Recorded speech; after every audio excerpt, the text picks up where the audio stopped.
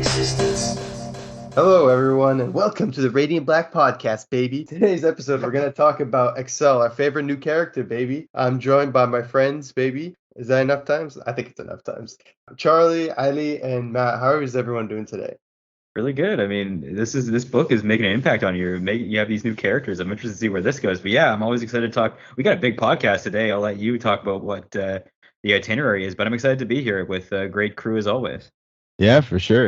I was really excited to be on again. Finally getting some decent weather up in Toronto, so I'm finally able to go outside, play some basketball, and also getting spoiled with all these great comics. And Sweet. Yeah, I'm doing great too. Excited to talk about the stuff. Good issue, Rating Black, Rogue Sun, and So this is an interesting issue. Obviously, a lot to look forward to in this issue, but also one thing everybody was really excited for was the homage to Incredible Hulk 340, an iconic cover by Todd McFarlane. And I gotta say, Marcelo Acosta's cover here is incredible. I was so excited to see this for the first time like a month ago when they dropped it. I was very curious about who the character was, and honestly, after this issue, I really hope we see more of Sheer soon because I found him really entertaining. that's a good word to describe him. yeah, I was just gonna say that. Yeah, no, he definitely had some crazy energy going, but he almost had one of those, I don't know, just you could hear the voice jump off the page and it just like irritates you almost, but no, just like Kyle called him a crypto bro. That's what Kyle called him. Yes. I was gonna say, just like they were saying, like crypto bros are worse than death on occasion, for sure. Like, when Michael told us last episode about how much he despises him and how unlikable he is, this is definitely not what I had in mind. I thought he was gonna be like an awful villain doing shitty things, but somehow I think this is worse. Wait, you guys found him cringe? In the best way. In the best way No, possible. not at all. Yeah. Oh, In the best way possible. okay. I did a different interpretation of it then, I guess. I thought I it was pretty cool. love Sheer. I love Sheer. I think he's great. Yeah, I need to see more of him. But this this issue's title is Retaliation, which is a fitting title for this issue given what happened last issue and what's happening this issue. But one thing also to note is that the pencilers are Marcelo Acosta and Eduardo Farigato. Something I noticed my first read through. I noticed that the faces were a little bit more expressive in some instances, and I thought, this kind of looks like Eduardo's artwork. So I was very happy to see that we've already got Eduardo on this issue, and we've got him on next issue. I think doing the full artwork on the next issue on Radiant Black 15. So that's honestly something else to look forward to. I think this is the first time we've seen an inker on a Radiant Black issue. So Jonas Trindade, very nice work, very fantastic work. I really enjoyed seeing some inking on some Radiant Black on a Radiant Black issue. Probably why there's more expression in all the faces. And then colorist, of course, the fantastic Igor Monti, joined by a color assistant, Sabrina Del Grosso, and then we have Becca Carey doing the letters. Man, that's a big creative team today. But also the last part of Beast Heart Strikers, which we literally just recorded with the incredible Lan Pitts and Joe Hunter, and that'll be out very soon as well. So huge issue here today. Definitely, and I think that Jonas did an incredible job to get a shitty pun in there before we continue. So we start in Lockport, of course, and this time we're starting with Nathan. We see that, we've seen this all in the previews. He's in bed with JJ. They're having a good time. They're just waking up in the morning. Guy's got the girl, typical. He's just happy. They're catching up. He brings up, what is it, his ex-roommate or something? And Braden. Yep. And it's that moment where it's like what he's asking, and she just calls him out on it right away, right? I'm really curious to see Braden. It seems like Nathan and Braden have some history. They're old roommates. I think so. Yeah, douchey old roommate. I'm really curious to see a Marshall and Braden confrontation at some point. That could be pretty interesting. I feel like we're teasing next issue, right? Because we see them on set for the, I guess, like the Cowl TV show or movie that they're making. So it could be they used to be gaffers together, right? So I feel like we're at least foreshadowing, if not next issue, in the future for sure. This Braden isn't out of nowhere. I mean, Kathy, we actually saw Kathy's face and got a name drop. She's a bigger deal, but Braden, he could be a big deal. Yeah. Is Braden gonna be the next Owen? That is the new question we're gonna talk about. No, I'm just kidding. I mean, you never know. Like he already sounds questionable, but JJ calls him out on it.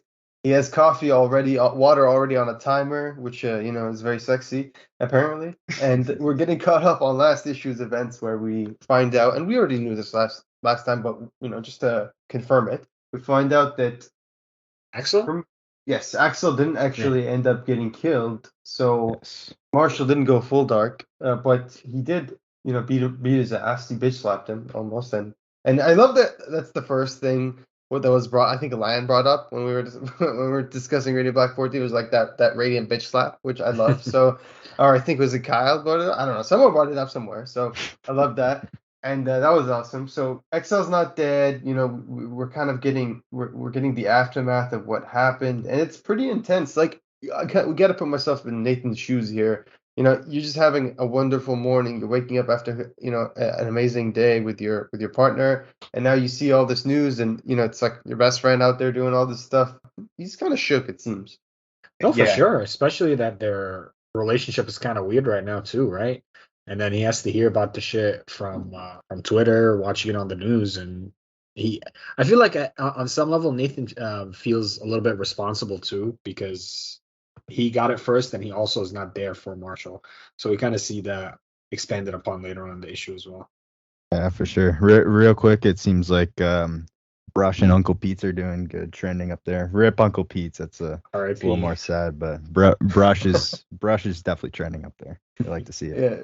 And they ask the important questions. How do you keep your down under control? So under control. Those are the questions that matter, and that's the first thing I posted in the latest issue discussion when this issue came out, because we got to ask the appropriate questions here. At the top here, I just want to say, does Nathan not look like this is the most Nathan looks like Nathan from Oblivion Song? Just the way he's drawn with like the lines on his face and just the way it looks, like the shock. Yeah, I get the vibes. Yeah, I see it too. For sure, lighting and everything. But we get to the Crypto Bro ad on the next page, which is quite the ad. This is our first introduction to Sheer, and what an introduction it is. I mean, right away you're getting the douchebag vibes. Starting with an ad, that's quite a statement. And this ad gives it all. It gives you the power of branding, baby. It gives you a dope monkey PFP, and it gives you dope new drone cam to show off the whip. So what are your initial thoughts after this introduction of Sheer? Yeah, honestly, for me, I just put the book down for a second and kind of just shook my head, and I was like, okay, this is what we're getting into, and it just continued from there. But no, I did really enjoy him. He was definitely. I like how all the villains have their own kind of different personalities. Like they're not all the same. Oh yeah. I liked it. I like up nicely.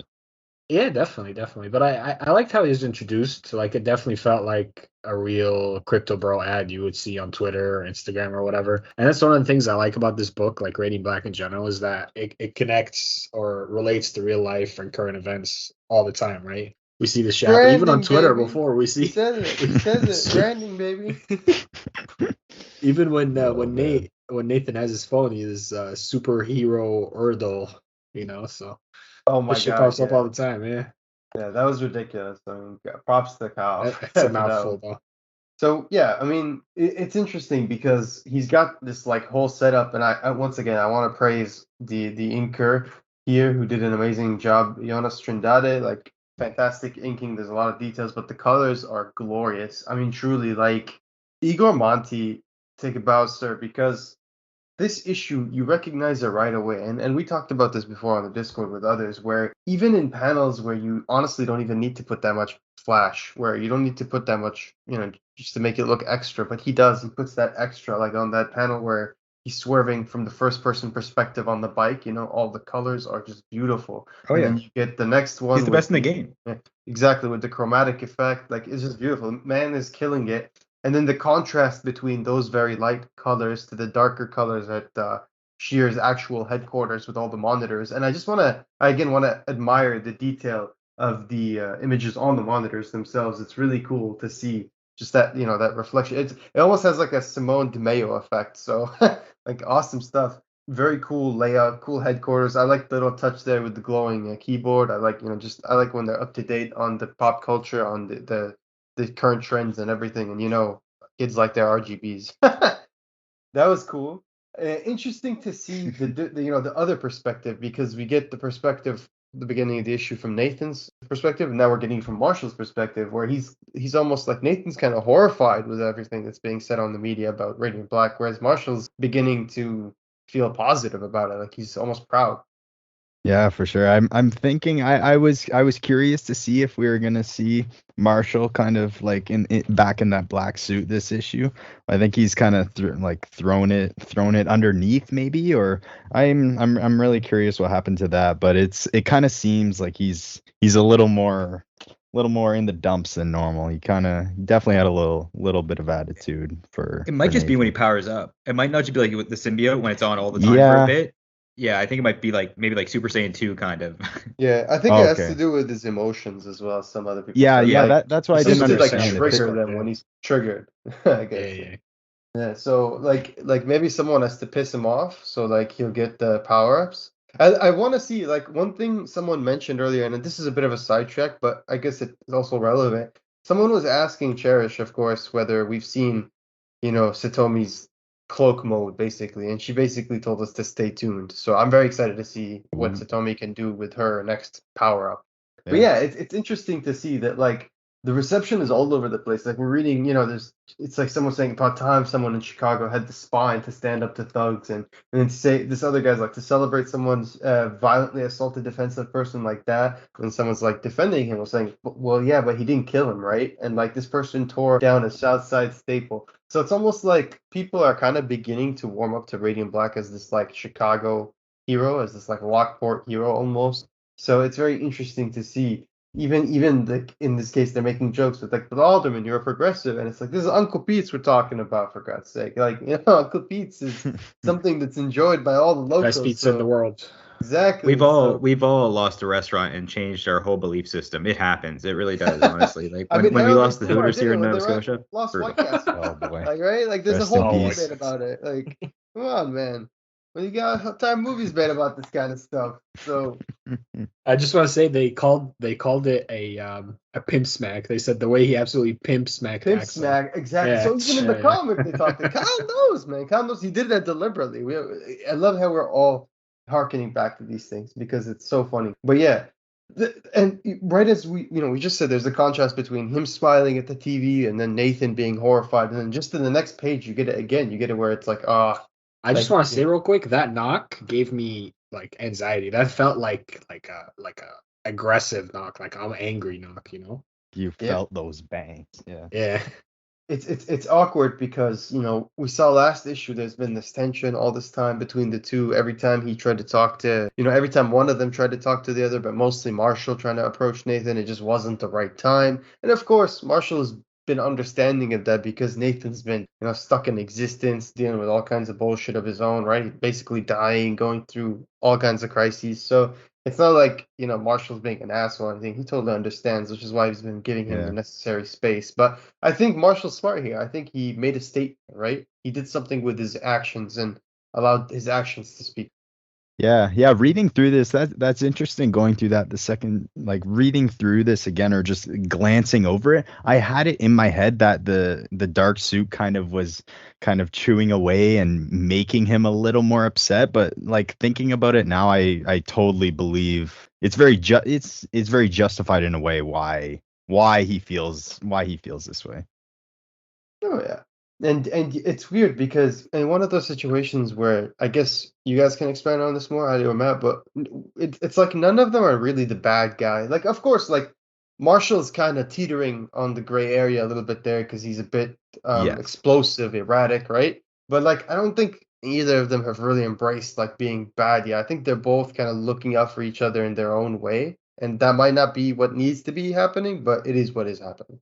Sometimes you got to work on you, right? Like Nathan just died. Like he was at rock bottom, and then he like basically died. He came back to life. He has supernatural powers. Like he got this a lot of power, and when you lose power and stuff like that, right? Like it kind of corrupts you. It affects your ego, like what we're seeing with Marshall, where he's got more power than he's ever. He's been lusting for some kind of thing that makes him unique, and he's finally got it. Whereas Nathan had that, but now he's come back to life, and he's got JJ back in his life on top of writing. So it's hard to be there for your best friend who's got the ability that you've been lusting after that you lost, right? And you're kind of jealous about. You're trying to be cool about it. And it's also just this whole weird dynamic. So it's a really genius like web that like Kyle Higgins has weaved here, where it's really no one. You're right. No one's really the villain. People are kind of angry. Like Marshall's going down that path a little bit, but sometimes you need your friends to balance you out. You need to bounce ideas off people, especially with this power. He has the podcast guys, but I mean that's like a business relationship. These guys know each other in and out. There you go. Now that you say it, it's actually really smart. I think about it because it's not only in that respect, but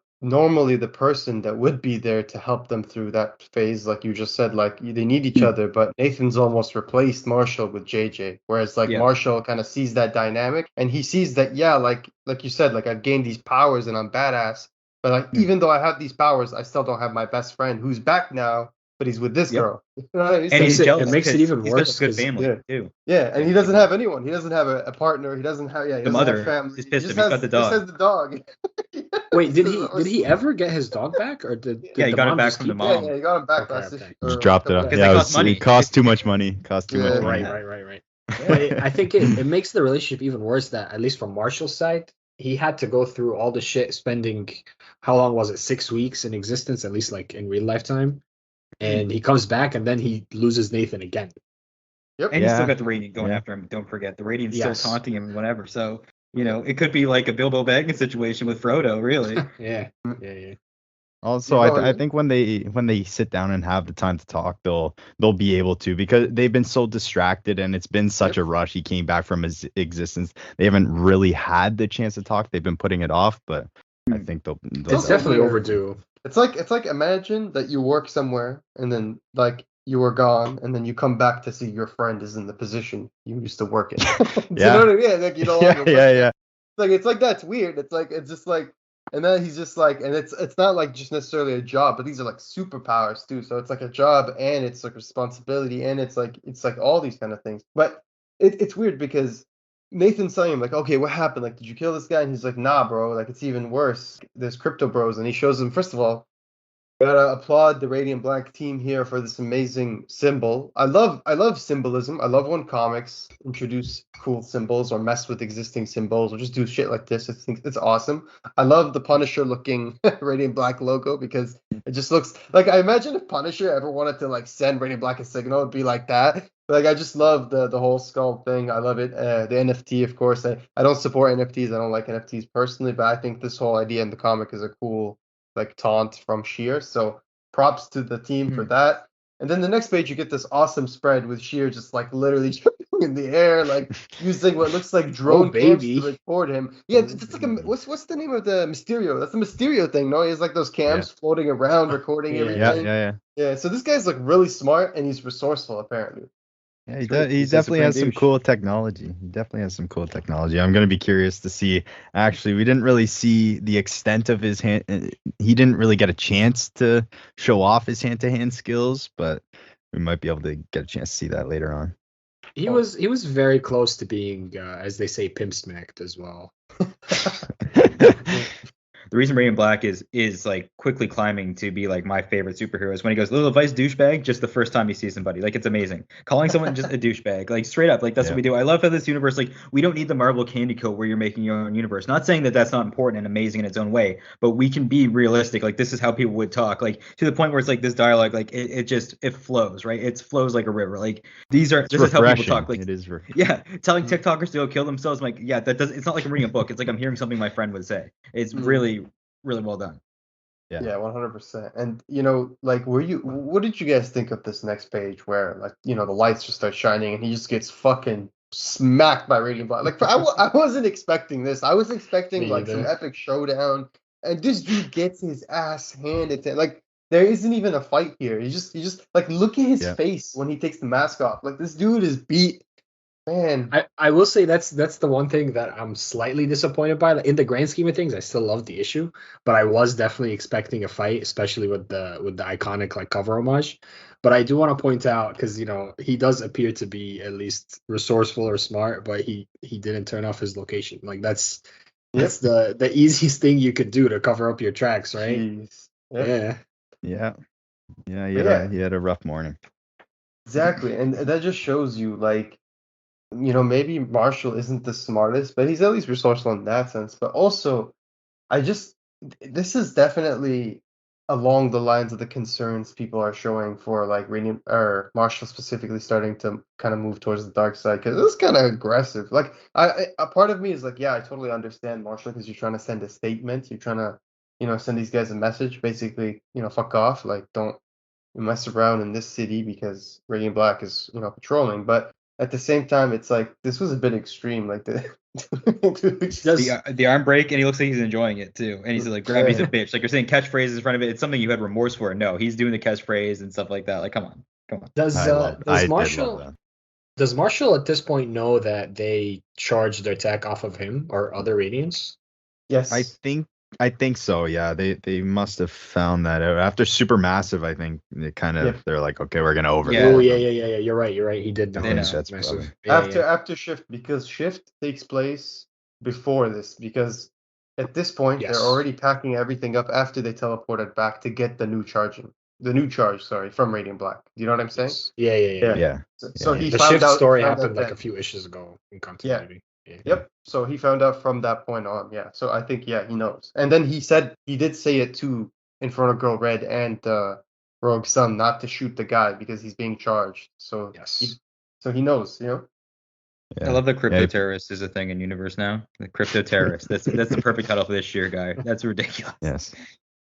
Yes, crypto terrorist is canon. But the snap. I definitely like the display of his powers. Like some things you don't even think of that like he'd be able to do, but it's just some small things like that. And I was gonna say on this next page, I was just looking at this thing forever, like just kind of an homage to that awesome. to that last issue, him kind of going towards Excel in the rain, and you got the fire behind him this time, the awesome colors, but you got the black around and a lot of inks in this, and it looks really awesome.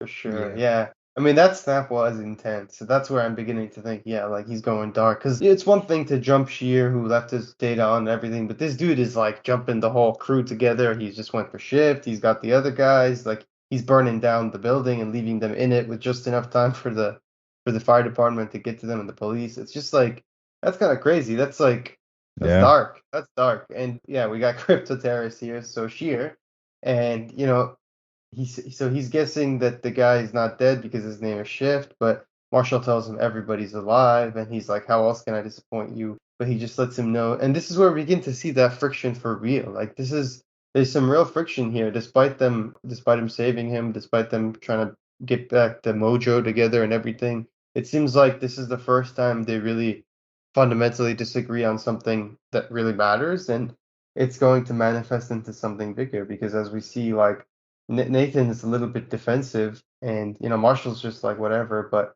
let's make up, and without a doubt. But you see, as he turns around, as the issue's ending, you see kind of Marshall looking back almost like he feels some remorse, but then you see Nathan being dialed up again by the mech, or the big robot, and this time he tunes in, so that speck of doubt within Nathan has turned into something much more, and I'm excited to see what this manifests into in the future of Radiant Black. This seed has been planted for a while, and I'm excited to finally see what's going to happen with Nathan and the big bot.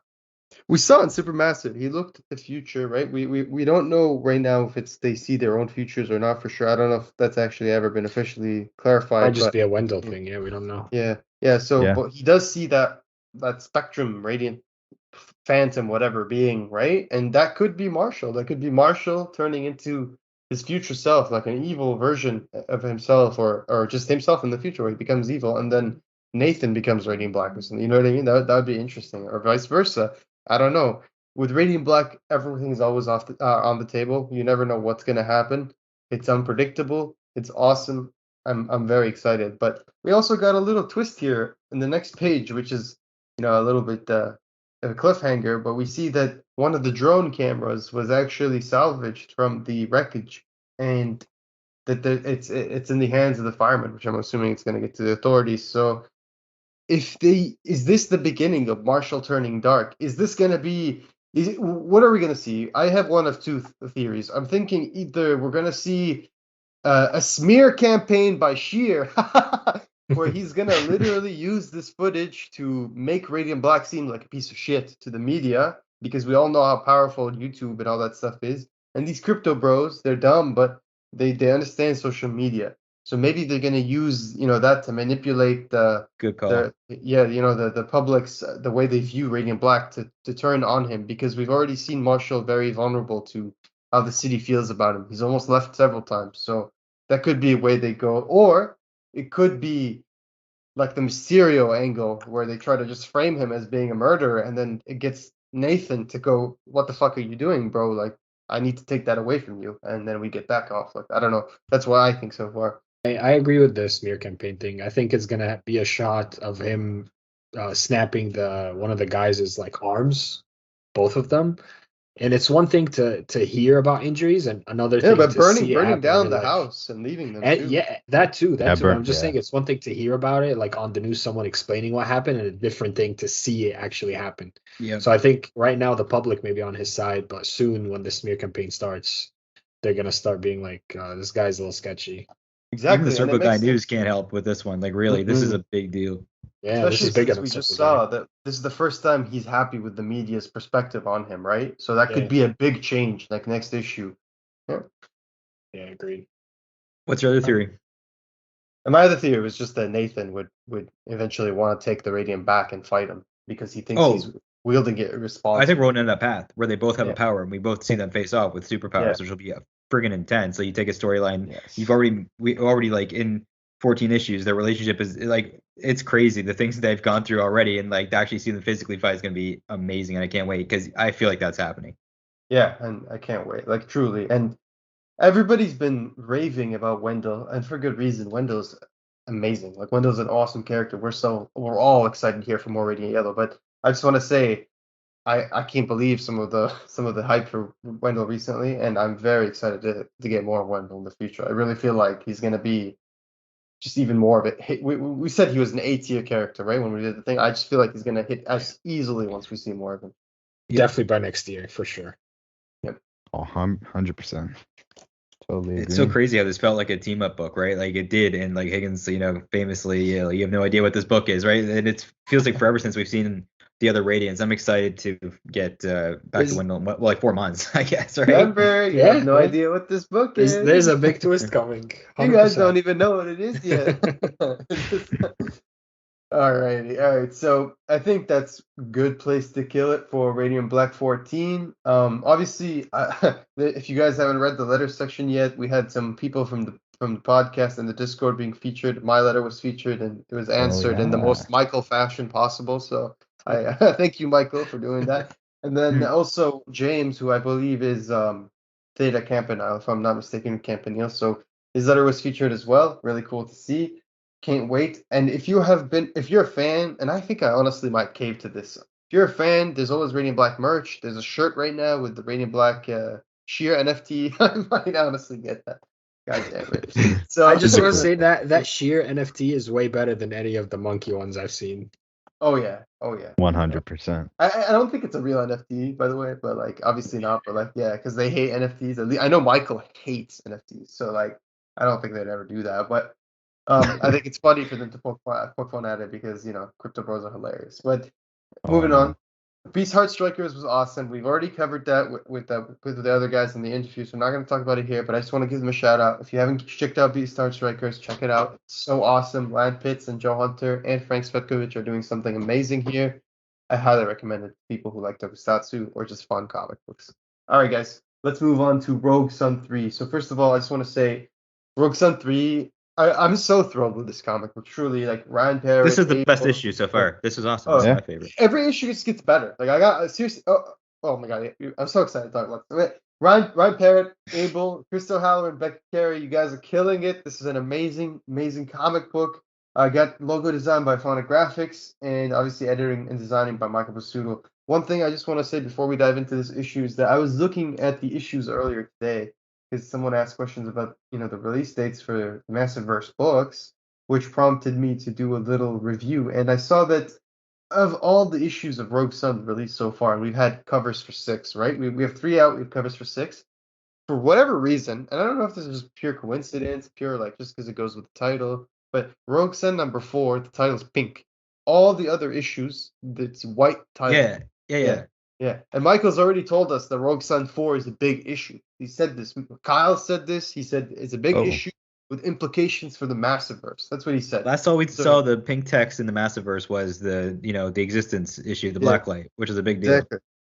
Exactly. And it was specifically the Blacklight variant, which you pointed out. Exactly. So that's really cool to see that. I don't know, even if it's just for the. Is it not like the same shade? Same shade, right? Like the same shade of like pink, right? I think so. I'm not 100% sure. I'd have to put them side by side, but I think you're correct. But for me, it just looks beautiful. Even if it's just for an aesthetic choice, I think it's awesome.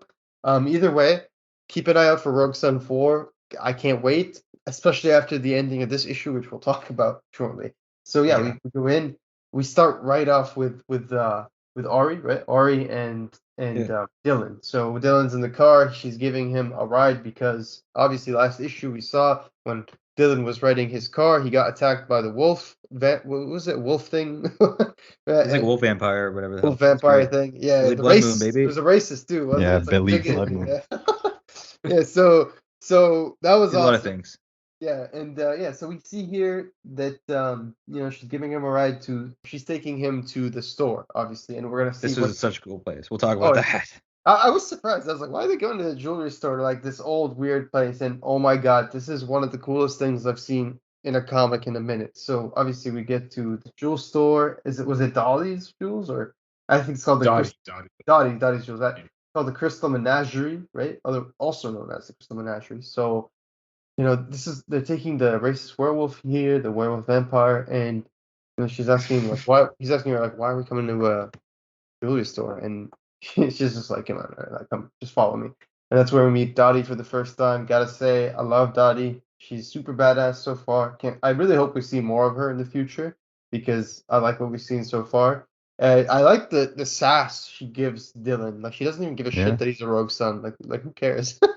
Yeah, I like the shit in Blade, like where like things are kind of like hidden, like in like mundane places that like hold like spiritual stuff or like evil stuff, like the undead or stuff you'd see in like Men in Black and stuff like that, where you wouldn't think to find such supernatural or sci-fi stuff. I think this whole crystal shop concept of storing demons and stuff in gems and diamonds and stuff like that is genius, and I love it. Yeah, it's definitely cool. I like how we definitely in that first issue or two kind of just got right to the jump. And I remember at first we were kind of like, a little questionable, like, was that a little too quick? You just kind of got the powers and went with it. But that allows us to also get to this stuff and kind of explore the universe even deeper. And I'm really excited to explore concepts like this because what we got coming next is definitely going to be special. Yeah, we've really only seen like 15 minutes of a movie or like 45 minutes at this point, right? So the story's unfolding and it's really cool. And we're going to see the crescendo and it's going to be amazing. Yeah, and I gotta say, Dottie's got some sass because as she tells him, honey, I'm the only thing standing between you and your own personal Armageddon. So when you speak to me, you put a ma'am at the end of the sentence, understood? And he's just like, yes, ma'am. But then next, she continues with the zingers because she says, I swear I'm going to end up with that whole family of racist rednecks in here someday. So we've seen that Dolly's a kind of a collector here. Oh, I don't. I think this is actually the first person Dylan's listened to as of yet in the series, or not. Yeah, show respect to.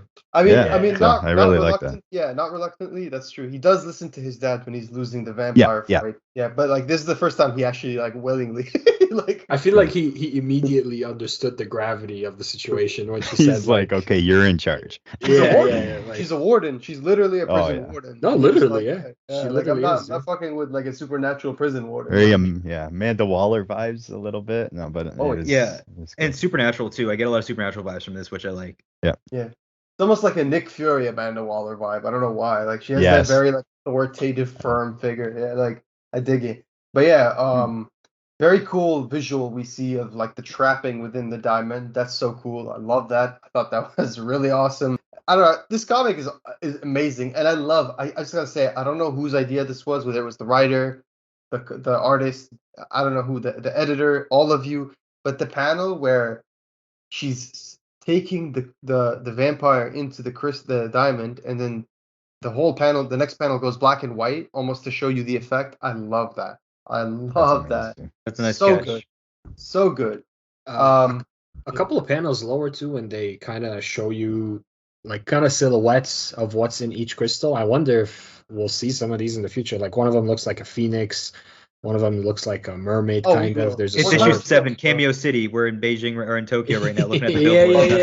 Yeah, definitely. Can't wait. Especially in 5 years, in the next DC Crisis, when Mirror Master comes here to break them all out. But we will see these for sure. I'll tell you, like, this is pure setup for the future, and I love it. This is like that scene in Invincible season 1 where they show you fucking Conquest, and you're like the viewer who like has never read the comic, and you're like, what the fuck is that old man? It's just another dude with a stash. Yeah, I just feel like so many people are gonna like watch the season with Conquest and then go back and then see like, oh my fucking god, they showed him in that brief scene. He was just right there. They were just teasing him. for sure.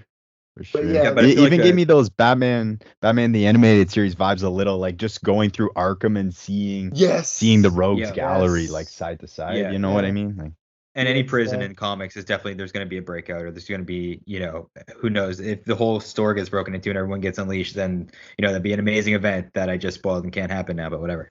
But yeah, so we see the next part of this prison, I guess, or menagerie. But I like that word much better, menagerie. And it's interesting because we see like these chandeliers and everything, and he's asking how it's possible, and Dottie lets him know obviously magic and a whole lot of adult supervision, but diamonds work because they're the hardest substance on Earth. They're very secure.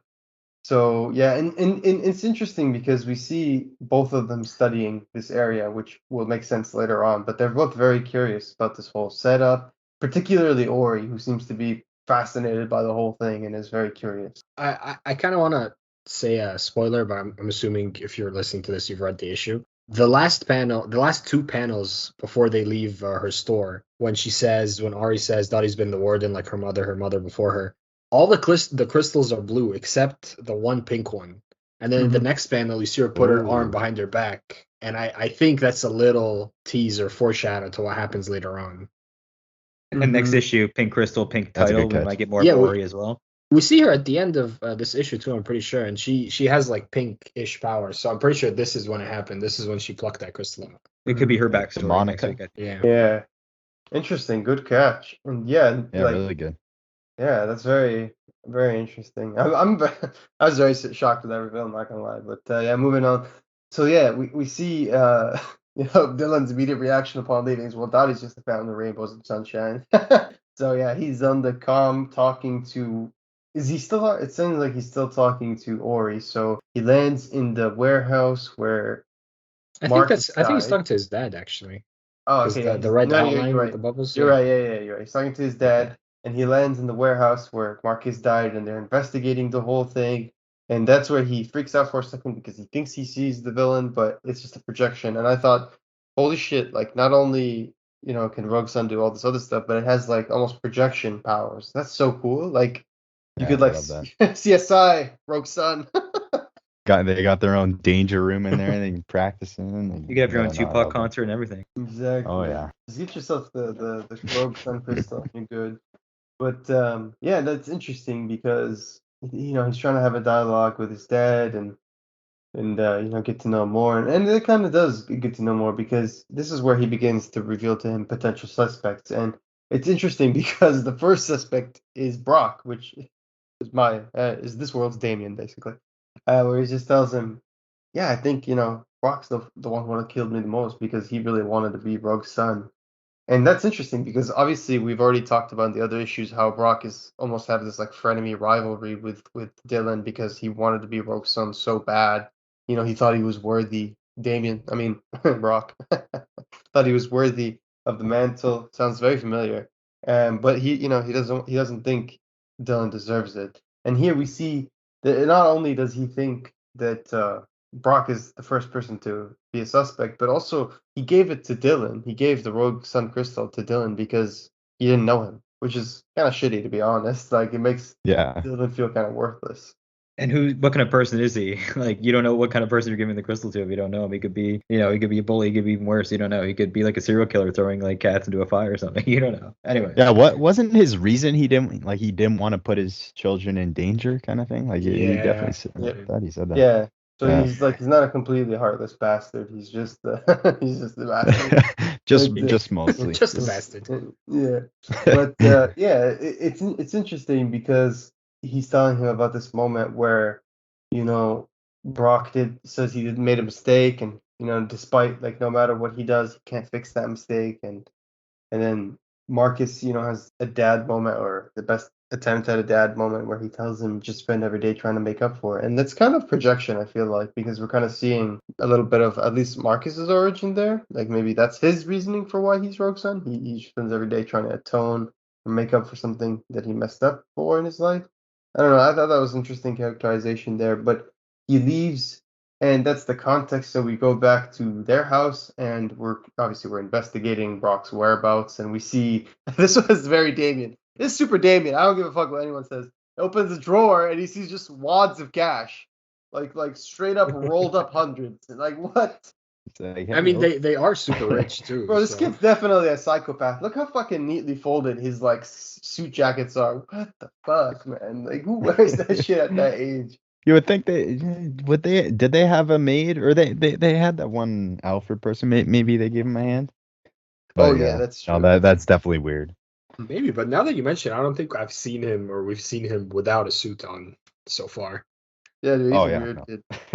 But he's got to hide the money as well, so he probably handles the stuff himself. Well, yeah. I'm like getting like Gaslamp vibes from Strange Academy. Like when we get to the next scene, like I don't know why. Yeah, definitely. It's no, definitely for sure.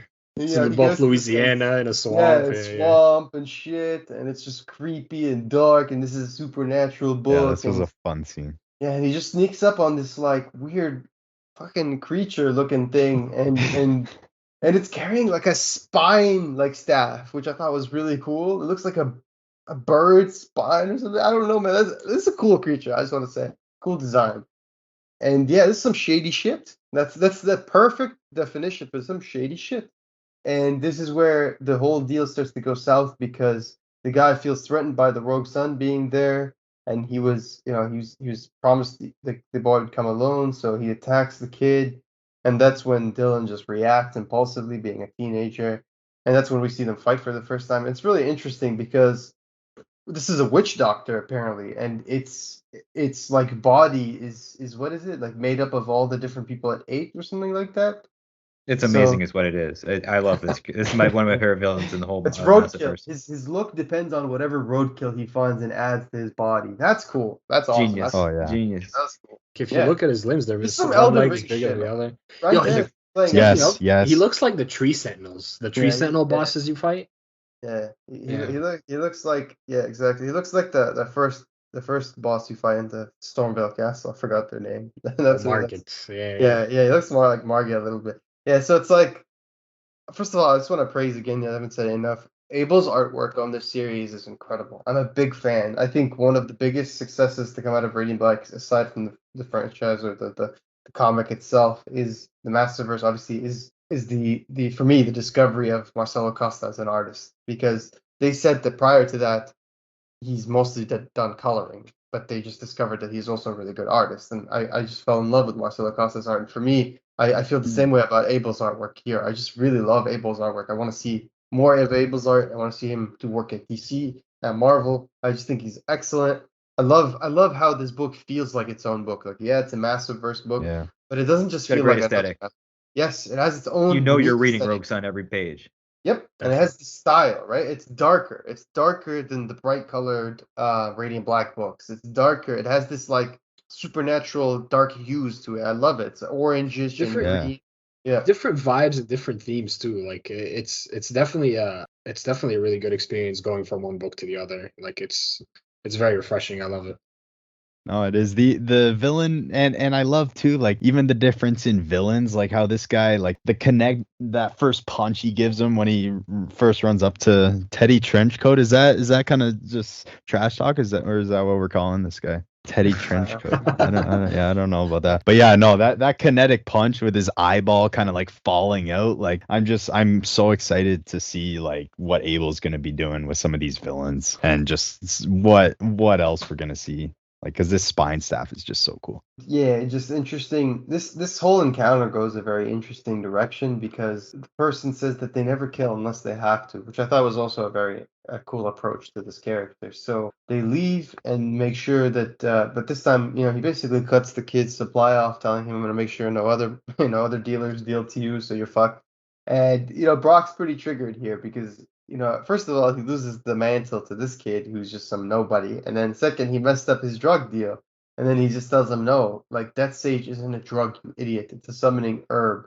He said he was going to use it to bring his dad back. And that's when you see that Brock's kind of sad because in his school, all these kids talk about their dads because they're senators or athletes or movie stars, but they'll never know that his dad was Rogue's son. And here we get more of his background. We're seeing, like, he doesn't understand why Dylan was chosen when he hates Marcus, which is very valid, Here's where Rogue Sun pulls a Superman in Shazam there. Yeah, I was just thinking that, right? Yeah. Oh, that's yeah. Oh, Not to spoil Shazam, but you haven't seen Shazam. I mean, that's like my favorite of the DCU movies. That's like top 3. Anyways, it's such a fun movie.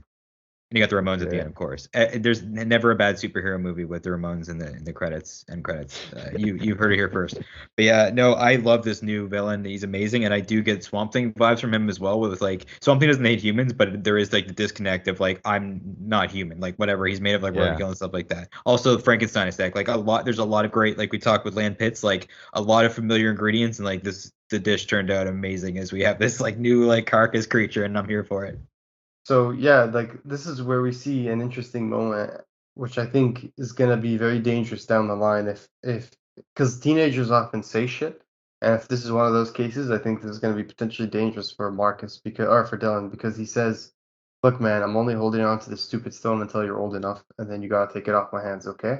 And he says, "You promise?" And he says, "Absolutely. You're gonna be a superhero one day."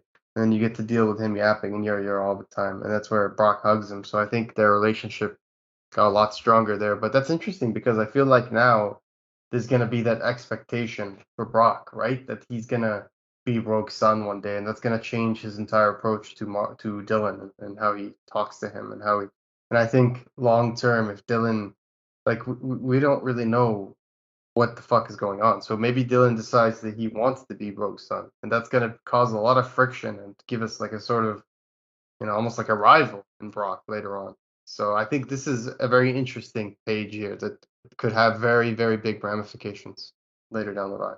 Yeah, and it shows how capable he is too, right? Like he's doing deals with like weird creatures. Like how's he getting? He's got these hookups already. Like this guy's crafty. Dude, if this was Damien, if this character was really Damien, this would all have been a fucking setup, like on purpose to like make him walk into that deal and like manipulate him. You know what I mean? Like if he was Dylan, like that's what he would do, man. But I don't know.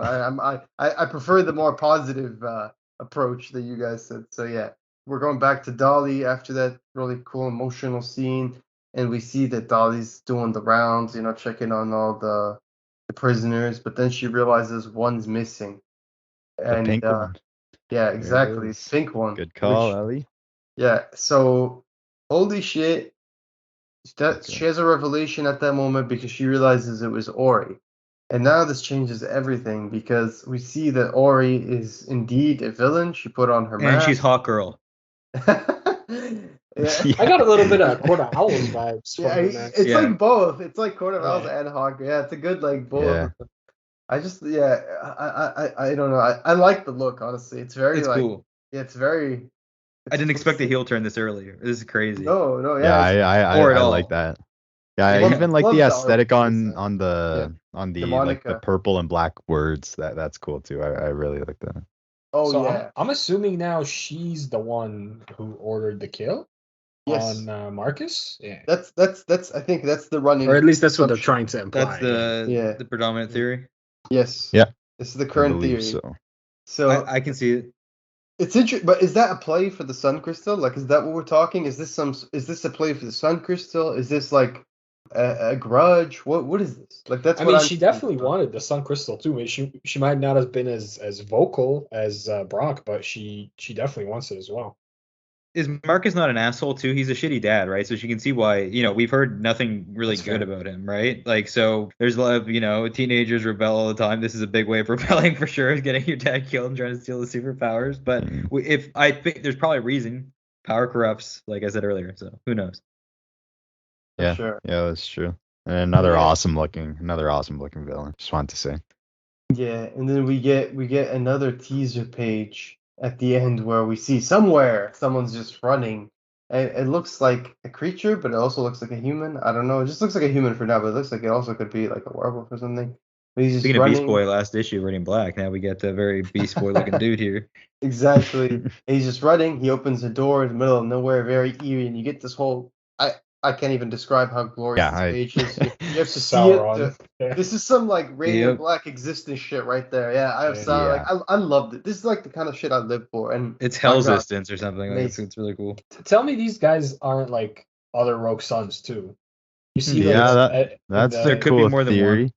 Than one. Maybe throughout time, or are we introducing a multiverse here? I'm not sure. But Twilight Zone's involved with that door in the cornfield for sure. Very Twilight Zone-y, I find, and it's cool, and I'm here for it. Yeah, this page just got me so excited. Like it was just awesome. I was just staring at this thing forever. This one has a giant spear too, and he's way more bulky. And then he's hung like a scarecrow, like Rogue Sun. So that's very I heard that weird. It's so sweet, and I also want to mention that my cat in the fire joke was actually basically foreshadowing because that's what we see Dylan talk about there when he's talking about the friend there that threw the cat in the fire. So there we go. So I didn't even reread this issue for like a week and a half, so that's just coincidental, not on purpose, but it worked. Happy accident. But yeah, no, this issue was fantastic. This is so much to talk about. Yeah, no, it really was just that last page alone. Just so many possibilities, and I didn't think we'd be getting to like a place like this so quick, but I just can't wait. Yep. Next issue is gonna be a big one. Don't miss it. Don't miss it. Yeah, I assume we're gonna hear Ori's side of the story, maybe in that ride. Yeah. But yeah, I assume so. Pink seems to be that color that they're using that's associated with her. So I'm here for it. I like the little quote they had at the end for the teaser when they show the cover for next episode. What? I thought you said your dad was already dead. It's kind of interesting to me. I wonder what it means. Yeah, and I think that's a good place to say I need to cap the discussion for Rogue Sun. Awesome issue. I'm really, really looking forward to Rogue Sun number 4 because obviously of all the hype. Like it's one thing when you have implications for Rogue Sun, which is enough to hook me on for the next issue. But when you're saying there's implications for the Massiverse, I'm all in. Stay tuned for that. And yeah, thank you for joining us today on this episode of the Radiant Black podcast. And stay radiant, everybody.